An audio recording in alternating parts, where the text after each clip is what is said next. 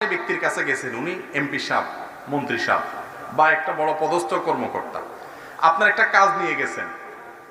আপনি কাজটা নিয়ে তার কাছ থেকে গেছেন, যে তার কাছ থেকে কাজটা যে আদায় করতে গেছেন, যেভাবে আদায় করা যাবে তার সব পলিসি ঠিক করছেন। উনি ঘুষখোর হইলে ঘুষের বান্ডিলও নিয়ে গেছেন, কথার কথা।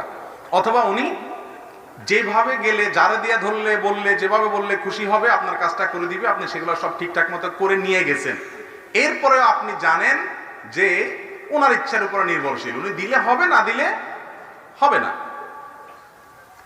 এই যে আপনি জানেন একটা যে হবে সেটাই, যেটা উনি করবেন, আমার চেষ্টা আমি করতেছি মাত্র, এই তকদির হলো ওই বিশ্বাসটা, আর কর্ম হলো ওই চেষ্টাটা।